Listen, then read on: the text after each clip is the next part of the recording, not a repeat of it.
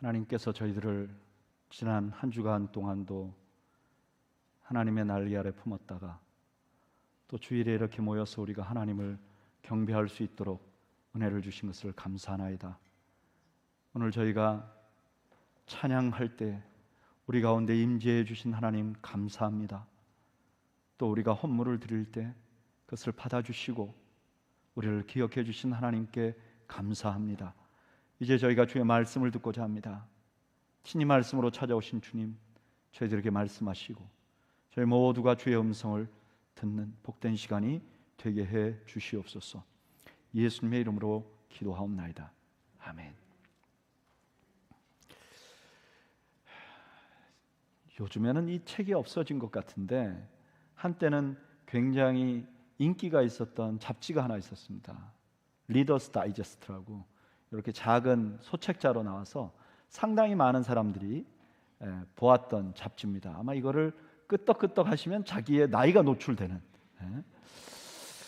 이 리더스 다이제스트 아주 오래전에 제가 한 글을 본 적이 있는데 알프스에 있는 개미들에 대한 이야기예요. 어떤 분이 이제 이 알프스에 있는 개미 집 앞에다가 초를 이렇게 잘라가지고 그 개미 구멍 앞에다 이렇게 놓는 거예요. 그러면 개미 구멍 앞에 불이 있기 때문에 굳이 이 불이 개미 안에 있는 집을 상해하지 않는데 많은 개미들이 막 뛰어나오는 거예요. 나와가지고 그 불 속으로 달려드는 거예요. 그래서 왜 이러냐? 왜냐하면 이 개미들이 불에 자기들이 들어가면 자기 가죽이 타면서 키슨즈라는 진액이 나오는 거예요. 근데 이 진액이 불연성 액체, 그러니까 불이 안 붙는 액체예요. 그러니까 자연스럽게 이게 불이 꺼지게 되는 거예요. 그러니까 이 개미들은 그 앞에 있는 초를 보면서 자기 집에 불이 났다고 생각하고 자기들이 달려들어가서 자기 몸을 불살라 버림을 통해서 자기 공동체를 보호하는 거죠. 그래서 이 리더스 다이제스트 글 쓴 분이 이렇게 결론을 내려요. 이러한 희생적 행위가 개미 나라를 곤충 가운데서 가장 강한 것이 되게 한 것이다. 이렇게 말해요.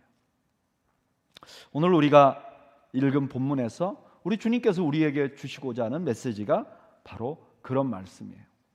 오늘 본문 마가복음 12장 41절에 보면 이렇게 시작합니다.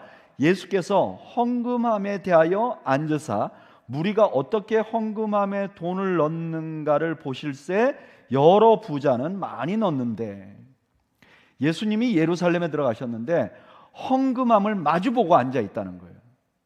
이 헌금함은 어디에 있었느냐? 여인의 뜰이라는 데 있었어요.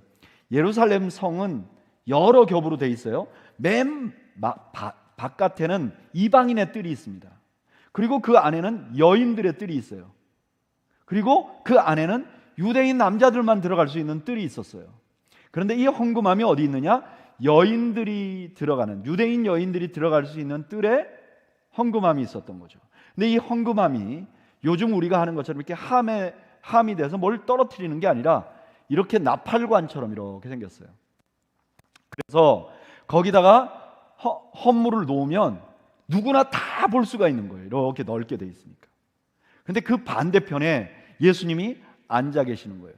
무리가 헌금하는 것을 자세히 보고 있는 거죠.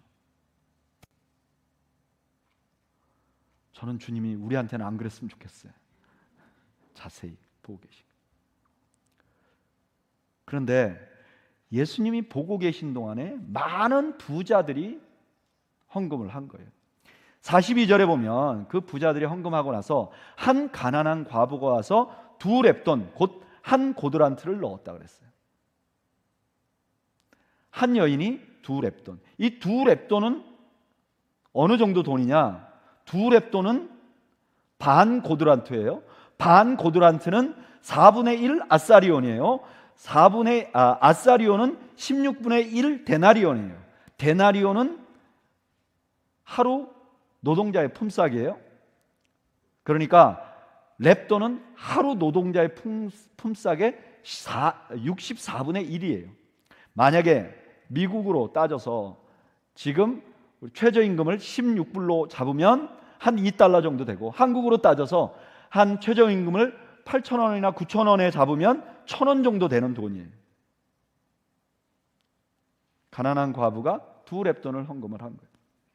그런데 12장 46절에 예수께서 제자들을 불러다가 이르시되, 예수님이 그동안은 부자들이 낼 때는 가만히 계시다가 가난한 과부가 헌금을 하니까 제자들을 막 불렀다는 거예요. 저는 이런 생각을 해봅니다. 이 여인이 얼마나 창피했을까. 여기 아마 헌금이 없어갖고 적은 금액을 헌금 해본 경험이 있는 분들은 다 아실 거예요. 헌금을 하려고 봤는데 쓸만한 지폐가 있다. 그러면 어떻게 넣죠? 헌금을 이렇게 지폐를 보이면서 넣죠. 근데 만약에 이게 부끄러운 돈이다 그러면 어떻게 하죠? 손 바닥에서 싸가지고 이렇게 해가지고 집어넣잖아요. 그러니까 이런 심정에 있는 이 여인이 헌금을 했는데 사람들을 다 불러다가, 제자들을 불러다가 야 저거 봐라, 이런 모습이 되는 거예요. 그런데 그 다음 예수님 말씀이 놀라워요. 예수님 뭐라 그러냐면, 이 여인이 가장 많이 넣은 사람이다. 도대체 예수님은 왜 이러셨을까요? 왜 지금 십자가를 지셔야 되는 아주 긴박한 상황에, 너무나 긴장된 상황에 왜 예수님은 한가하게 헌금함을 보고 있고, 또 가장 적게 낸 그 여인에 대해서 왜 관심을 가지고 있을까? 왜 그걸 예수님만 알면 됐지 왜 제자들을 불러다가 다 보여줬을까? 오늘은 그 이유를 함께 살펴보면서 은혜를 나누려고 합니다. 저를 따라 하시죠. 첫째, 하나님의 나라는 희생이 가치임을 알려주려고 하시는 것입니다. 오늘 본문의 내용을, 지금 이 내용을 정확하게 이해하려면 28절부터 내용을 이해해야 돼요. 28절부터 34절에 보면 서기관 한 사람이 예수님께 나와서 질문을 해요. 계명 중에 제일 큰 게 뭡니까? 예수님이 대답을 하세요. 신명기 6장에 있는 말씀을 가지고 대답을 해요. 12장 29절 예수께서 대답하시되, 첫째는 이것이니 이스라엘아 들으라, 주 곧 우리 하나님은 유일하신 주시라. 30절에 내 마음을 다하고 목숨을 다하고 뜻을 다하고 힘을 다하여 주 너의 하나님을 사랑하라 하신 것이요. 31절 둘째는 이것이니 내 이웃을 내 자신과 같이 사랑하라 하신 것이라. 이보다 더 큰 계명이 없느니라. 너무나 완벽한 답을 하신 것이죠. 그랬더니 서기관이 이렇게 대답합니다. 32절에서 33절까지 서기관이 이르되, 선생님이여 옳소이다. 하나님은 한 분이시요 그 외에 다른 이가 없다 하신 말씀이 참이니이다. 또 마음을 다하고 지혜를 다하고 힘을 다하여 하나님을 사랑하는 것과 또 이웃을 자기 자신과 같이 사랑하는 것이 전체로 드리는 모든 번제물과 기타 제물보다 나으니이다. 그랬더니 예수님이 이 서기관에게 뭐라 그랬냐면, 너는 하나님 나라에 멀지 않다. 여러분, 하나님 나라에 멀지 않다는 건 칭찬일까요? 책망일까요? 어떻게 보면 칭찬이죠. 왜냐하면 하나님 나라에 매우 근접해 있다, 너 참 바로 알고 있구나 하는 말이 될 수 있어요. 그러나 다른 면에서 보면 하나님 나라에 멀지 않다는 것은 아직 하나님 나라에 들어오지 못했다는 뜻도 되죠. 그러니까 이 서기관이 율법을 분명히 정확하게 알고 있는데 아직 하나님 나라 근처까지 왔는데 들어가지도 못했다는 거예요. 왜 그랬을까? 우리는 그 답을 그 다음 예수님의 가르침에서 볼 수 있어요. 35절부터 37절까지 예수님께서 서기관들이 그리스도에 대해서 가르쳤는데 이거를 정확히 모르고 가르치고 있다. 그러니까 이 사람들이 하나님 나라에 들어가지 못하고 근처까지 와 있는 이유가 그리스도 메시아에 관해서 정확히 몰랐다는 거예요. 또 하나, 그들이 메시아에 대해서 모르게 되니까 삶에서도 심각한 문제가 있었다는 거예요. 그게 38절부터 40절까지예요. 어떤 문제가 있었느냐? 이분들이 종교적으로는 매우 거룩하게 살았어요. 종교적인 그 율법 또는 종교적인 규약들을 잘 지켰어요. 오늘날로 말하면 교회 주일날 나와요, 헌금해요, 교회에서 봉사라는 거 해요. 이렇게 하는데 이들의 개인 삶에는 심각한 문제가 있었어요. 그게 뭐였냐? 과부의 가산을 삼키는 거예요. 이거 어떻게 그렇게 할 수 있는가? 유대인들은 남자들이 재산을 물려받는 습관들이 있었어요. 근데 이분이 남자가 없으니까 이 재산을 관리할 수가 없는 거예요. 사고 팔 수도 없고. 그러니까 자기들이 들어가서 그걸 먹어버리는 거예요. 자, 여러분, 과부의 가산을 삼켰으니까 이 서기관들은 어떻게 됐느냐? 부자가 됐어요. 이 과부는 어떻게 됐을까요? 가난해졌어요. 왜 41절 말씀에 부자들이 돈을 많이 넣는 걸 보고 있었다고 말씀한 걸 왜 말씀했는지 퍼뜩 생각이 나죠. 이 부자는 그냥 부자가 아닐 수 있어요. 또 가난한 과부가 등장을 합니다. 그래서 마가는 이 부자가 서기관이다 이렇게 말하지 않아요. 그런데 이 글을 읽는 사람은 누구나 이 부자와 서기관이 연관성이 있을 것이다 라는 생각을 해요. 그리고 나서 44절에 이렇게 말해요. 그들은 다 풍족한 중에 넣었거니와 이 과부는 그 가난한 중에서 자기의 모든 소유 곧 생활비 전부를 넣었느니라 하시니라 이렇게 말해요. 이 가난한 과부는 헌금액이 적었지만 부자들보다 더 많이 냈다는 거예요. 왜냐? 생활비 전부를 내었기 때문에. 우리는 여기서 서기관들의 관점과 예수님의 관점이 매우 다르다는 걸 봐요. 하나님의 나라의 근처에 온 사람과 하나님 나라 안에 들어온 사람이 다르다는 것을 보게 돼요. 여러분, 서기관들의 관점은 뭐죠? 이 사람들은 하나님을 사랑하고 이웃을 사랑하라는 율법을 정확히 알았어요. 그리고 오늘 보니까 이 사람들은 물질을 가지고 상당량의 헌금을 했어요. 그런데 첫째, 이들은 희생이 될 만큼 헌금한 건 아니에요. 많은 양을 헌금했지만 그러나 자기들의 삶에 직접적인 희생은 없었어요. 또 하나, 이 사람들은 희생의 대가를 받기를 원했어요.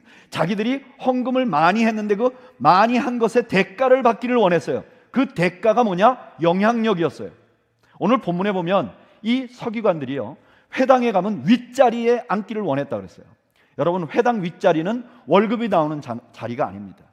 뭔가 그걸로 인해서 자기가 유익을 얻을 수 있는 자리가 아니에요. 그럼 회당 윗자리는 뭐 하는 곳이냐? 자기 의견을 관철할 수 있는 곳이에요. 아래 앉아있는 사람들이 말하는 것보다 막 떠들어도 위에 있는 사람이 일어나서 한마디 하면 그 의견이 관철되는 거예요. 서기관들은 내가 이만한 돈을 헌금했으니까 그래도 이 공동체가 내 말을 들어야지, 내 의견을 청취해야지 라는 생각을 갖고 있었던 거예요. 여러분, 이런 성향은 안타깝게도 오늘날 교회에도 굉장히 많이 볼 수 있어요. 제가 목회를 하면서 교회를 다녀보면요, 교회에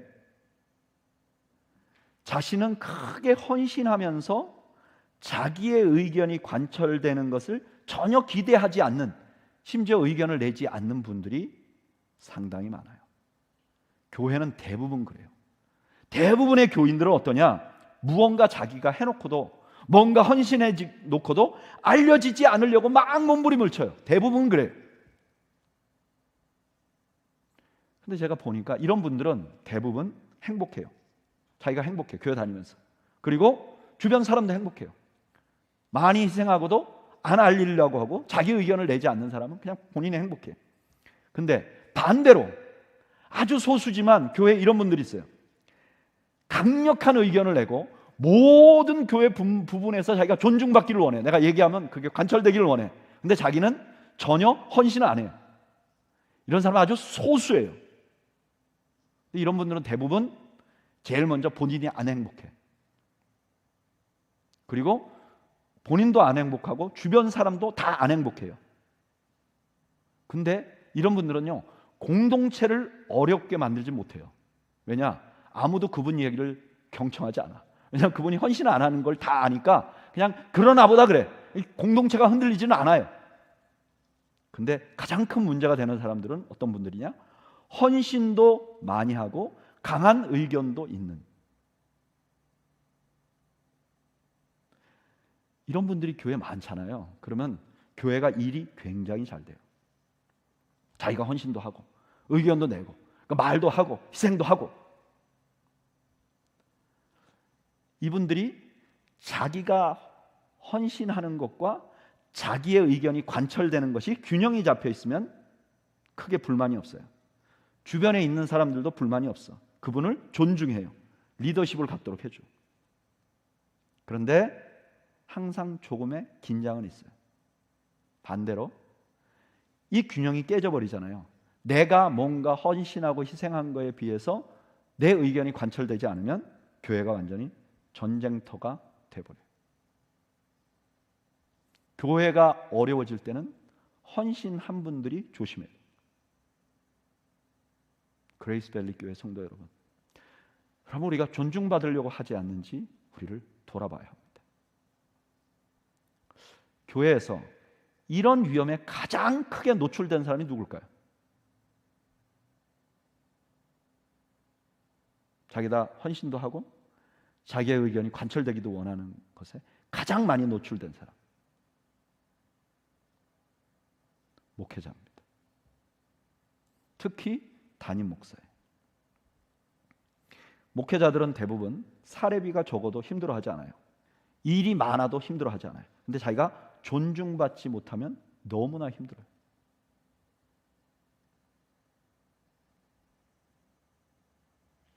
제가 그래요. 제가 날마다 나 자신을 죽여야 하는데 그게 참 힘들어요. 저의 회개 기도의 상당 부분은 하나님 나의 뜻을 꺾게 해 주십시오. 이게 저의 기도의 상당히 많은 부분. 여러분, 저는 여러분들은 그러지 않았으면 좋겠어요. 여러분들이 헌신을 하는데 영향력이라는 반대급부가 생기는 순간 우리는 교회 다니지만 하나님 나라는 경험하지 못해요. 근처에는 가지만 누리지는 못해요. 서기관 같은 거예요. 쭉정이가 되는 거예요. 반대로 예수님은 지금 얼마를 내었느냐에 관심이 없어요. 양에 관심이 없어요. 예수님은 얼마나 희생했느냐에 관심이 많아요. 희생을 가치 있게 보시는 분이세요. 산호세의 유명한 목사님이 이런 말을 하셨어요. 저를 따라 하시죠. 주님께서는 양을 보시는 것이 아니라 낙차를 보신다. 누가 한 말일까요? 네, 이경렬 목사가 한 말. 우리 주님께서는 어마운트를 보시지 않아요. 낙차를 보는 거예요. 얼만큼 있었는데 얼만큼 했느냐가 주님의 관심이지 이 액수 자체에 관심이 있는 게 아니에요. 저는 이것이 오늘 사는 우리에게 너무나 중요한 메시지라고 생각합니다. 왜냐하면 오늘 교회가 잃어버린 가치가 바로 이것이에요.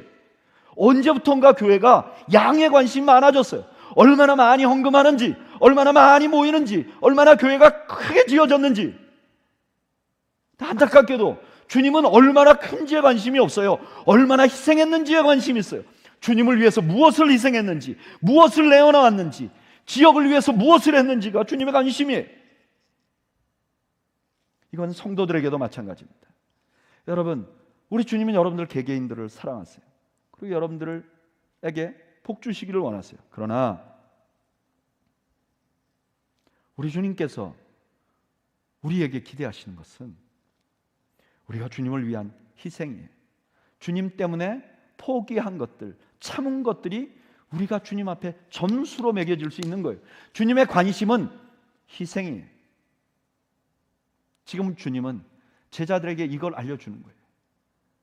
제자들에게 봐라, 서기관들 멋있지 않니? 성경도 잘 알고 종교적으로 무음하지 않니? 그런데 내 관심은 뭐냐? 낙차야, 희생이야, 액수가 아니야, 어마운트가 아니야 라고 우리 주님께서 제자들에게 가르쳐 주시고 계신 것이죠.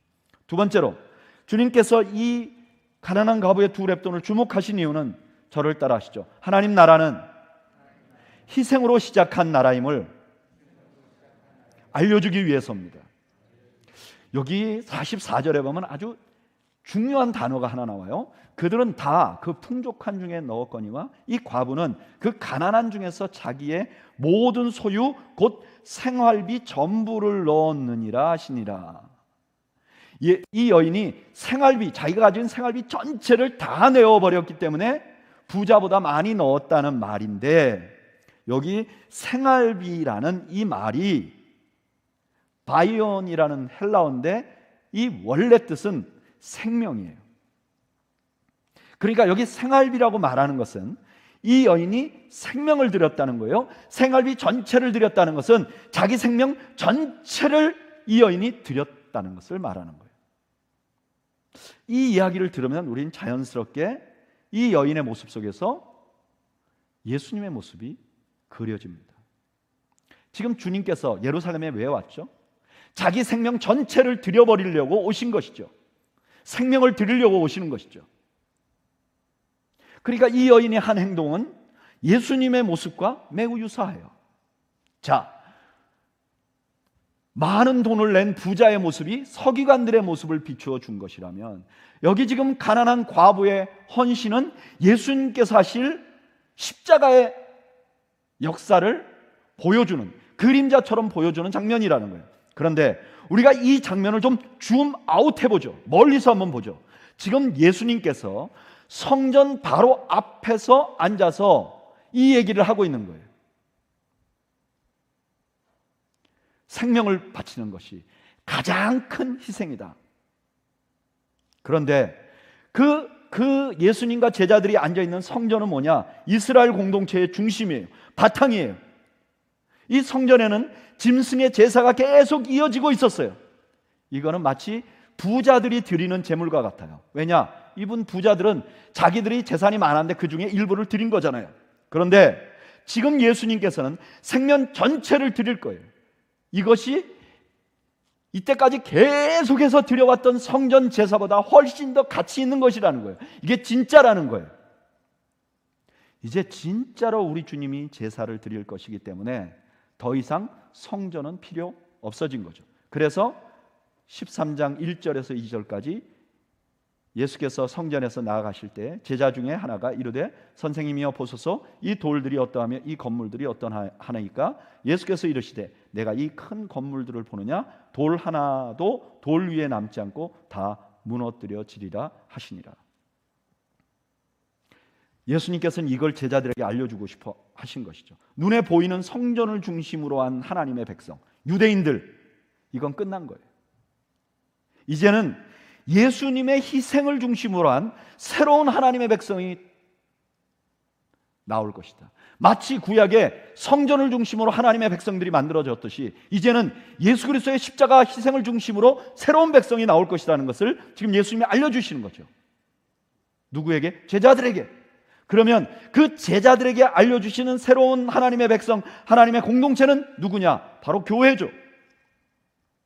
여러분, 오늘 우리가 지금 다니고 있는 이 그레이스 밸리 교회, 아니 세상의 모든 교회는 예수 그리스도께서 하나님의 아들이 십자가에서 자기를 죽여 생명을 다 송두리째 드린 희생으로 세워진 것이 교회임을 믿으시기를 바랍니다. 우리는 너무나 교회에 대해서 관점이 세속화되어 있어요. 여러분, 교회는 사람들 몇 명이 모여갖고 만드는 곳이 아닙니다.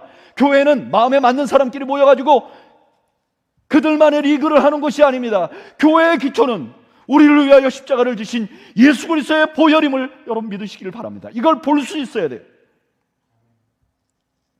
교회의 바탕은 희생이. 그래서 교회는 항상 희생을 통해서 생겨났습니다. 초대교회의 역사를 보세요. 예수님의 12명의 제자 중에 한 명은 배신했고 한 명은 끝까지 살아남았지만 유배를 갔죠. 나머지 10명은 다 순교했어요. 사도들의 순교로 교회가 세워진 것이죠. 교회가 들어가는 곳마다, 복음이 들어가는 곳마다 교회가 세워졌는데 그 각 나라에 교회가 세워질 때마다 순교의 피 흘림이 있었죠. 희생이 있었죠. 희생이 없이 교회가 세워진 데가 없어요. 우리 한국도 마찬가지예요.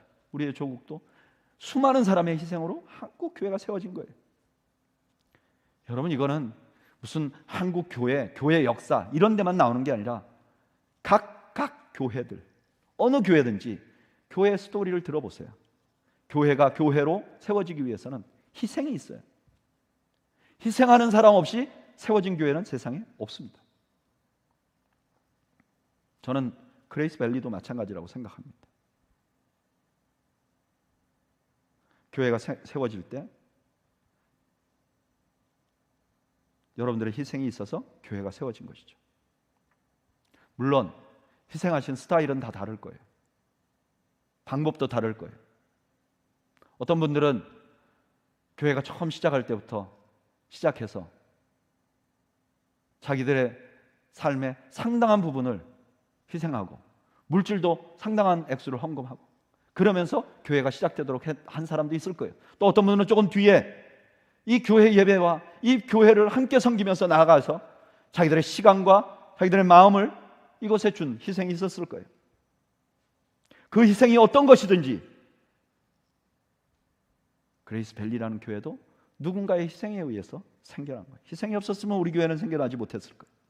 이거는 교회가 생겨날 때뿐만 아니라 어떤 사역도, 교회 안에 어떤 일도 희생이 없이는 세워지지 않습니다.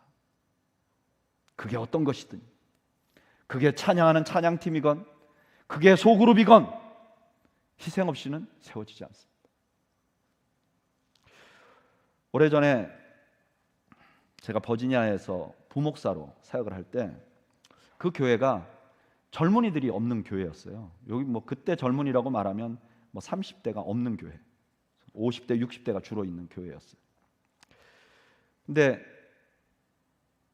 좀 이렇게 사역을 열심히 하다 보니까 30대 몇 가정이 들어왔어요. 그래서 교회에서 이 30대 가정 중에 가정들을 따로 소그룹을 묶어서 여기에 구역장을 세우기로 결정을 했습니다.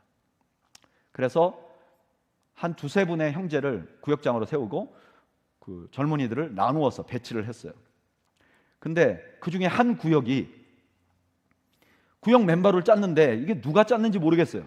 짰는데 그 구역원의 반 이상이 다 박사예요.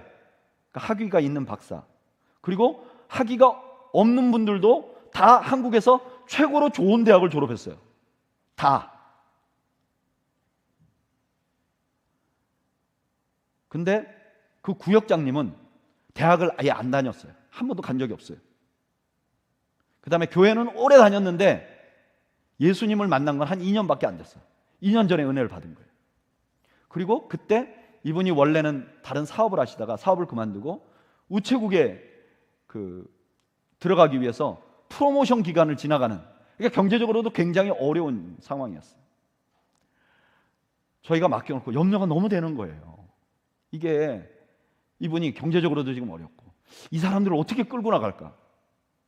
그래서 그때 제 아내랑 같이 그 구역 모임을 참석했는데요. 와, 갔는데 이 구역원들이요, 그 구역장님을 너무너무 존경하는 거예요. 성경 공부를 하는데요, 그 다 박사들이 질문이 없어. 코멘트도 없어. 무슨 얘기를 하다가 서로 자기들끼리 논쟁하다가 구역장님은 어떻게 생각하세요? 그럼 구역장님이 난 교회에서 이렇게 배웠는데요. 그러면 끝이. 더 이상 대화가 없어. 놀라운 것은 그 구역에 있는 한 분이 저하고 제자 훈련을 했는데요. 매주 2시간씩 1년 반을 제자 훈련했는데 이분이 혼자서 항상 1시간 이상씩 발언을 했어요. 제자 훈련하면 목사님, 그 질문 있는데요. 얼마나 질문을 많이 하는지 제자 훈련이 진행이 안 되는 분인데 왜 여기는 순한 양같이 돼서 질문 안 해요. 근데 제가 조금 있다가 그게 왜 그런지 금방 알았어요. 이 구역장님이 구역 모임을 하기 위해서 그날 아침 일찍부터 집안을 깨끗이 청소해놓고 상을 다 마련해갖고 킹 코스 가서 그날 부를 찬양과 그날 성경 공부할 걸 다 합해가지고 그 위에다가 이름을, 각 가정의 사람들 이름을 다 써가지고 밥상 위에다 탁 올려놨어요. 그리고 복음송을 찬양을 부르는데 이분이 교회를 오랫동안 쉬었기 때문에 찬양을 많이 몰라요. 근데 교회를 다니면서 기타를 배웠어요. 지금 장 목사님 기타 치는 거하고는 차원이 달라요. 이거를 오늘 부를 찬양을 정한 다음에 그걸 하루 종일 연습한, 일주일 내내 찬양을 연습해. 누가 봐도 연습을 한 거를 느낄 수 있어요. 모두가 불안하지만. 그 다음에 음식을 최선을 다해 너무너무 간결하지만 너무너무 훌륭하게 음식을 차려요. 성경 공부를 하다가 서로 기도 제목을 나누는데 그 중에 한 분이 이런 얘기를 하더라고요. 이분은 한국에서 박사학위를 받고 포스닥하고 지금 다시 교수로 계신 분인데 이분이 그 워싱턴 DC에 있는 박물관 혹은 도서관에서 한국사에 관한 자료를 많이 모으는 게 이분의 임무였어요. 그래서 아침에 나가면 저녁까지 계속 자료를 모으고 있는 거예요. 집에 잘 안 들어오는 거죠. 근데 이 부인이 애를 그때 초등학교 들어가기 전 아이 하나를 데리고 있는데 그만 몸살이 났어요. 미국에 와서. 근데 지금 뭐 병원에 갈 수도 없고 그래가지고 집에 들어 누워 있는데 하이 남편이라는 분은 그날도 박물관에 카피하러 가신 거예요. 이분은 끙끙 앓아놓고 이거를 이 집사님네가 아셨어요. 이 집사님 댁에서 그 집까지가 한 40분, 하이웨이로만 딱 40분 가야 되는데 그로소리 가서 꼬리를 사다가 하루 종일 삶아가지고, 왜냐하면 꼬리가 그렇게 비싸지 않잖아요. 그래도 그걸 삶아가지고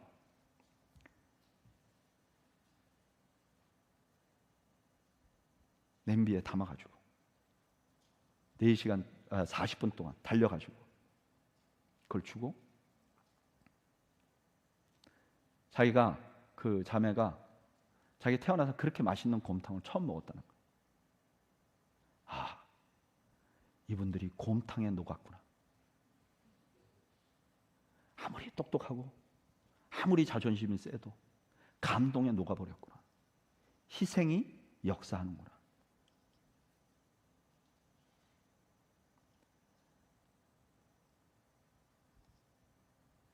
여러분, 제가 산호세에 그 전에 교회 목회할 때도 마찬가지였습니다. 여기 일부 그때 계셨던 분들도 계시지만 그때 그 교회에 은혜가 있었다면 다 희생한 분들에 의해서 은혜가 있었던 거예요.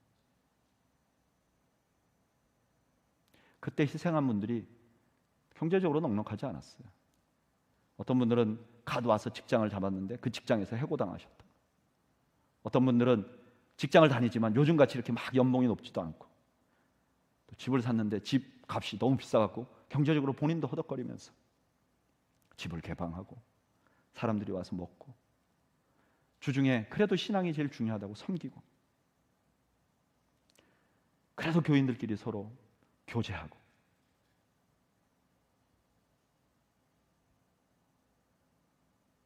저는 그레이스 밸리가 그걸 회복하기를 바랍니다.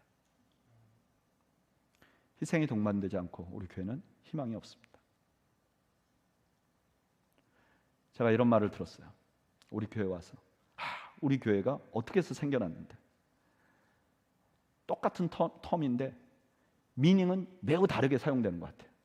근데 우리 교회가 어떻게 생겨났건 어떻게 해서 생겨났건 지금 중요한 것은 희생이에요. 희생이 있어야 우리가 좋은 교회를 가질 수 있는 거예요. 왜냐하면 교회는 주님의 희생에 의해서 생겨났고 그 희생을 열매가 되게 하실 분이 이 교회의 주인이기 때문에 그래요. 요한복음 12장 24절에 내가 진실로 진실로 너희에게 이르노니 한 알의 밀이 땅에 떨어져 죽지 아니하면, 여기 밀은 원래 예수님이세요. 예수님이 죽으심으로 수많은 열매를 맺히게 하시고, 그리고 제자들에게 이 말씀은 동일하게 적용되는 거예요. 너희가 죽지 아니하면 한 알 그대로 있고 죽으면 많은 열매를 맺느니라. 물론 희생하는 사람들은 모두 힘이 듭니다. 희생하다 보면 나만 희생하는 것 같은 생각이 들어요. 내가 희생하는 것은 아무 소용이 없다고 생각되기도 들어요. 그러나 여러분, 우리 주님은 직접 희생하신 분입니다. 그리고 희생을 주목하고 계시고 희생을 가치 있게 만드시고 희생의 열매를 주실 분이 우리의 주님이신 것을 잊지 마시기 바랍니다. 1800년대 중반에 영국의 로버트 저메인 토마스라는 젊은이가 있었습니다. 이분은 어렸을 때부터 선교사가 되기로 꿈을 꿨고 특히 중국의 선교사가 되기를 꿈꿨습니다. 신학을 하고 목사 안수를 받고 중국으로 선교사를 갔는데 가자마자 자기 아내와 아이가 동시에 죽어버립니다. 사역도 하지 못하고. 설상가상으로 그 다음 선교 스텝을 고민하는데 영국에 있는 선교 본부와 갈등이 생깁니다. 그래서 이분이 그 선교 단체를 탈퇴해버려요. 그리고 선교를 포기하려고 합니다. 그런데 어떤 한 분이 이분에게 중국 바로 옆에 뒤통이 조그만 나라가 하나 있는데 조선이라는 나라가 있는데 거기 한번 가볼래? 이분이 성경책, 중국어 성경책을 들고 조선을 한번 방문했는데 너무너무 감동을 받습니다. 그리고 저기를 가야지. 어느 날 제너럴 셔먼이라는 상선이 그 조선에 들어간다는 소문을 들었습니다. 자기가 자원해서 통역관이 되기로 합니다. 그리고 통역관으로 그 배에 승선했는데 그 배가 대동강으로 진입하자마자 당시 조선의 수군들에 의해서 공격을 당하고 배에서 끌어내려서 대동강변에서 참수를 당합니다. 27살. 이분이 한국의 최초의 외국인 순교자가 됩니다. 이분이 한 일이라고는 자기가 들고 왔던 그 성경책, 그거를 배에서 불타기 전에 끌고 나와서 무트로 내린 다음에 한마디 말도 못하고 죽은 거예요. 뭐 어떤 분들은 말을 했다고도 하는데 증거는 없어요. 이분의 헌신은 그냥 끝난 것 같았습니다. 그런데 그 순교의 장면을 보고 있었던 최치량이라는 사람이 있었어요. 이분도 사실 11살이었는데 이 토마스 선교사가 순교하면서 버리고 갔던 그 성경책을 한 3권 집었는데 너무나 무서운 거예요. 야, 이거 갖고 있다가는 관아에 잡히면 이거 큰일 난다. 그래서 던져버렸어요. 그리고 이 아이가 자라나면서 돈을 열심히 법니다. 그래서 평양 동문 앞에 한 여관을 차려요. 그런데 이 여관의 전 주인이었던 박영식이라는 분은 이 사람보다 조금 더 용감했던 사람 같아요. 토마스 선교사가 죽으면서 던져놓은 성경을 집으로 갖고 왔어요. 그리고 방 하나에 도배지로 썼어요. 성경을 찢어갖고 벽에다가 도배지로. 근데 하필 그곳에 당시에 한국에 선교사로 와 있던 마포 삼열 마펫 선교사님과 한석진 조사가 함께 그 동문에서 여관에서 묵는 거예요. 근데 여관에 이렇게 가보니까 벽에 성경이 다 붙어져 있는 거예요. 너무 신기해가지고 주인이었던 최치량을 부릅니다. 아니 이게 도대체 어떻게 된 일이요? 그랬더니 최치량이 자기가 토마스 선교사가 죽는 걸 봤으며 이런 얘기를 합니다. 이것이 기화가 돼갖고 서로 대화를 많이 하다가 이 최치량이 예수를 믿게 됩니다. 그리고 그 주막에서 예배가 시작되는 거예요. 조그만 소수가. 그 다음에 1894년에 이분이 세례를 받습니다. 그리고 교회가 사람들이 더 많이 모여요. 그래서 이 사람이 돈을 내가지고, 이 여관 주인이 최치량이 돈을 내가지고 널다리꼴이라는 평양에다가 집을 하나 큰 걸 삽니다. 그리고 거기다 교회를 세워요. 그러면서 이름을 널다리 교회라고 세웠어요. 근데 이 널다리 교회가 나중에 교회 이름을 바꿉니다. 장대형 교회로. 1907년도에 평양에 대부흥운동이 일어났을 때 어디로부터 시작했느냐? 바로 그 장대현 교회로부터 시작된 거예요. 하나님은 토마스가 선교사가 돼서 그냥 말 한마디 못하고 죽은 희생이 그냥 끝난 것 같았는데 하나님은 그를 통해서 대한민국 땅 전체, 조선 전체의 복음을 전하게 하는 도구로 하나님이 쓰시고 그걸 기억하고 계셨던 거예요. 근데 이야기는 여기서 끝나지 않습니다. 2009년 평양에 과학기술대학이 생깁니다. 왜 생겼냐? 연변에 우리 크리스찬 지성인들이 연변과학기술대학을 세웠습니다.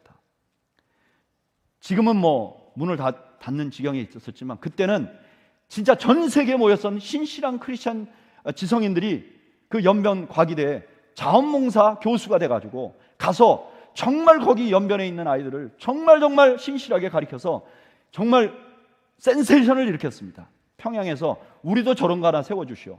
평양에서 요청이 와서 이 연변과기대 리더들이 의논을 하고 평양의 과기대를 세우기로 결정합니다. 평양의 과기대를 세워야 되는데 이 북한 정부가 땅을 줘야 될 거 아닙니까? 그러니까 과기대를 세우죠. 근데 그 땅을 줬는데 그 땅이 평양시 낙랑구 승리동. 아무 의미가 없는 땅인데 땅을 가서 건물을 지으려고 땅을 파보니까 그 안에서 종이 하나 발견된 거예요. 근데 이 종이 사료를 찾아보니까 그 종탑이 있는 그 장소가 토마스 선교사 기념교회의 그 땅이었다는 거예요. 평양에 복음이 막 들어가면서 여러 교회가 생기다가 토마스 선교사가 최초의 순교자라는 걸 알고 그 근처에다가 그 선교사님을 기리면서 교회 예배당을 하나 지었는데 그게 전란에 의해서 다 파괴되고 다 없어졌어요. 그리고 거기가 다 흙이 덮이고 아무것도 없는 평토장이 돼버렸어요. 아무도 기억하지 못하는. 그러니까 북한 정부에서도 그 땅을 내준 거죠. 근데 파보니까 그 안에 종이 나온 거예요. 토마스 선교사의 이름을 가지고 지어진 건물에 종이 나온 거예요. 여러분, 하나님은 어떤 분이시냐? 우리 주님은 어떤 분이시냐? 희생을 그냥 두시는 분이 아니십니다. 여러분, 희생하면서 절대로 낙심하지 마십시오. 주님은 내가 한 희생을 다 기억하시고 놀라운 일을 만드실 수 있는 분입니다. 말씀을 정리합시다. 하나님의 나라는 희생에 기초합니다. 희생하지 않으면 입구까지 와 있는데 들어가지 못하는 거예요. 하나님 교회는 나오는데 하나님 나라는 경험하지 못하는 거예요. 하나님 나라에 가까운 삶과 하나님 나라에 들어가는 삶의 결정적인 차이는 희생입니다. 저는 오늘 예배 나오신 여러분들, 그리고 댁에서 예배드리는 모든 분들이 하나님 나라 안에 들어가서 하나님의 나라를 누리는 여러분들이 되시기를 주님의 이름으로 축원합니다. 우리 말씀을 생각하면서 우리가 찬양을 한 곡 드리기를 원합니다. 주님 내가 여기 있사오니 나를 보내소서. 여러분, 우리 모두가 다 거창하게 선교사가 될 수는 없습니다. 우리 모두는 거창하게 희생할 수 없습니다. 그러나 아무것도 안 해야 되는 크리스찬은 또 없습니다. 우리 주님은 우리가 어느 필드로 바라보기를 원하는지, 내가 어느 필드에 희생하기를 원하는지 우리 이 시간에 한번 이 찬양을 부르면서 묵상하죠. 그리고 우리가 주님께 고백하면 좋겠어요. 주님, 주님이 원하시면 나를 사용해 주십시오. 내가 희생하겠네. 우리 그런 마음을 가지고 이 찬양을 드리겠습니다.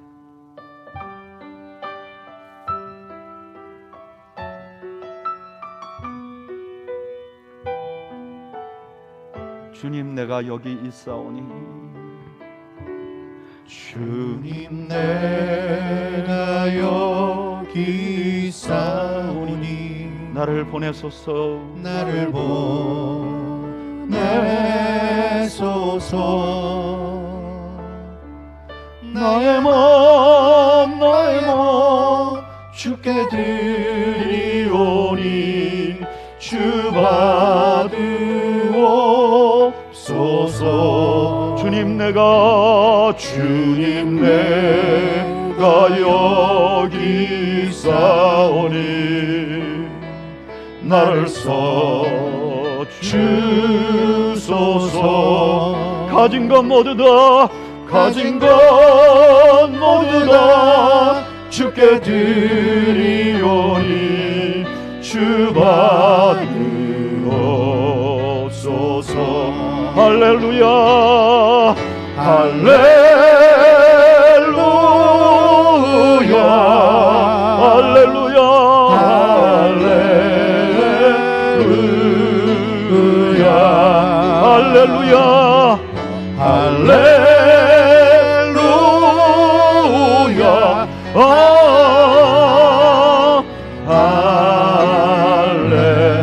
다시 한번 주님 내가 여기 있사오니, 주님 내가 여기 있사오니 나를 보내소서. 나의 몸 주께 드리오니 주 받으옵소서.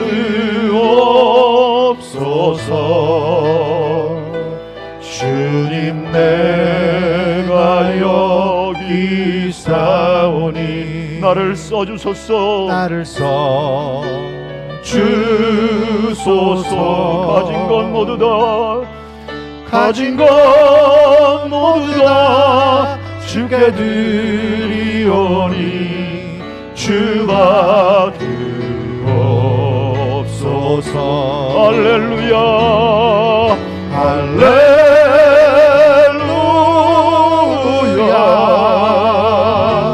할렐루야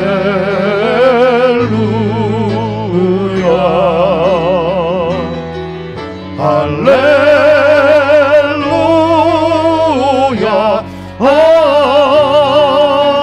할렐루야.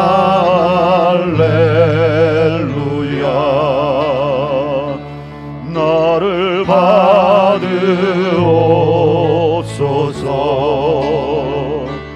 나를 받으옵소서.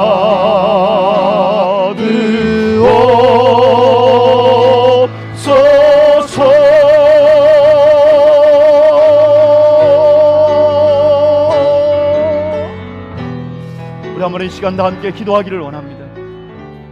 하나님은 나에게 지금 이 시간에 어떤 희생을 요구하고 계십니까? 하나님 나에게 무엇을 기대하고 계십니까? 하나님 많은 것을 기대하지 않습니다. 과부의 두 랩돈을 소중히 보시는 주님, 내가 가진 것에 내가 가진 시간 중에 일부 주님 앞에 드립니다. 나를 받으옵소서. 우리 함께 하나님 앞에 기도하기를 원합니다. 기도하십시오. 하나님 아버지 은혜와 사랑을 감사합니다. 아버지 하나님, 아버지 하나님, 오늘도 저희들에게 주여 주님이 희생하여 세우신 이 교회를 하나님 우리가 바라봅니다. 아버지 하나님, 아버지 하나님, 우리들이 정말로 주님 앞에 얼마나 하나님 우리가 어떻게 살아가는지 돌아봅니다. 오 하나님, 우리 교회가 하나님 주의 희생으로 세워진 교회인 줄로 믿습니다. 주의 십자가의 보혈로 아버지 하나님께서 그 아들을 보내심으로 우리 교회가 생긴 줄 압니다. 하나님 아버지, 하나님 아버지, 저희들을 불쌍히 여겨 주옵소서. 아버지 하나님, 우리가 서기관과 같은 믿음을 갖지 않게 하여 주옵소서. 아버지 하나님, 우리가 하나님 나라의 입구에만 서 있는 자들이 되지 않게 하여 주옵소서. 아버지 하나님, 우리가 우리의 형편에 맞추어서 하나님 앞에 헌신하기를 원합니다. 그래서 우리 교회가 하나님이 기뻐하시는 교회가 되기를 원합니다. 아버지 하나님, 우리 교회가 하나님이 기뻐하시는 교회가 되기를 원합니다. 우리 사랑하는 성도들이 아버지 하나님, 하나님 나의 언저리에 있는 것이 아니라 하나님 나라의 안에 들어가서 하나님 그 복을 누리고 그 은혜를 누릴 수 있도록 주여 도와주시옵소서. 아버지 하나님, 아버지 하나님이여, 우리 그레이스밸리 교회를 불쌍히 여겨 주옵소서. 아버지 하나님, 우리에게 희생하는 사람, 아버지 하나님, 제자들이 필요하며 아버지 하나님, 하나님의 나라를 위하여 헌신할 자들이 주여, 우리가 원업처치가 되지 않게 하여 주옵소서.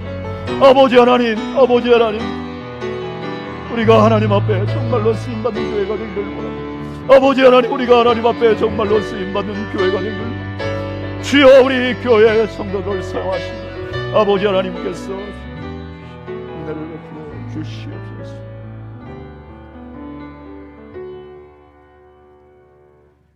이제는 우리를 위하여 십자가를 지신 우리 주 예수 그리스도의 그 놀라우신 은혜와 아들을 우리에게 보내시기로 희생하신 그 아버지 하나님의 그 크신 사랑과 우리 가운데 함께 하시고 교통하시는 성령님의 역사가 오늘 희생을 통해서 하나님 나라 안에 있는 그 놀라운 은혜를 누리기로 다짐하는 주의 백성들 머리머리 위와 우리 그레이스밸리 교회와 이 시간 예배하는 모든 주의 백성들 머리머리 위에 지금으로부터 영원 무궁토록 함께 있을지어다. 아멘.